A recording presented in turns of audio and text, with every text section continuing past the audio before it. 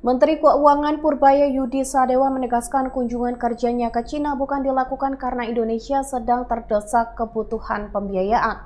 Sebaliknya, lawatan tersebut merupakan bagian dari strategi jangka panjang pemerintah untuk memperkuat ketahanan fiskal sekaligus memperluas sumber pendanaan pembangunan di tengah ketidakpastian ekonomi global.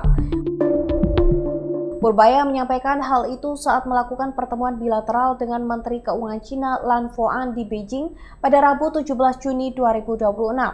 Salah satu agenda utama kunjungan tersebut adalah mempersiapkan penerbitan sovereign Pandabon, instrumen surat utang pemerintah berdenominasi renminbi yang akan dipasarkan kepada investor Cina.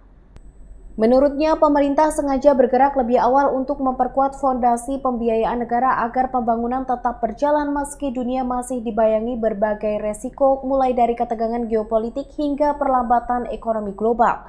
Penerbitan Pandabon menjadi salah satu strategi diversifikasi pembiayaan yang tengah disiapkan oleh pemerintah. Selain memperluas basis investor, instrumen tersebut diharapkan dapat mengurangi ketergantungan terhadap sumber pembiayaan berbasis dolar dan membuka akses yang lebih luas ke pasar keuangan Cina. Purbaya menilai langkah tersebut juga sejalan dengan upaya memperkuat penggunaan mata uang lokal dalam transaksi bilateral atau Local Currency Transaction atau LCT antara Indonesia dan Cina. Menurut dia, kerjasama keuangan kedua negara perlu terus diperluas, mengingat hubungan perdagangan dan investasi yang semakin erat.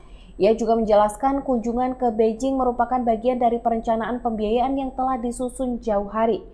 Pemerintah ingin memastikan Indonesia memiliki beragam alternatif sumber pendanaan sehingga tidak bergantung pada satu pasar atau satu instrumen pembiayaan tertentu. Purbaya juga menepis anggapan bahwa langkah mencari investor di Cina mencerminkan tekanan terhadap kondisi fiskal nasional.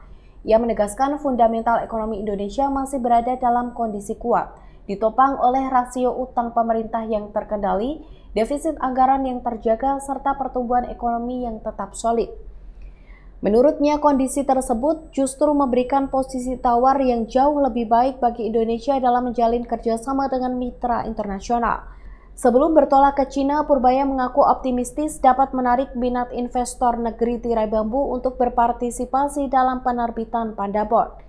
Ia dijadwalkan bertemu sejumlah investor dan pelaku pasar keuangan untuk mempromosikan instrumen tersebut secara langsung.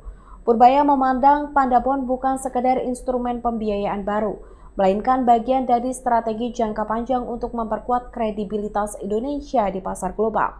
Download Tribun X sekarang, menghadirkan lokal menjadi Indonesia.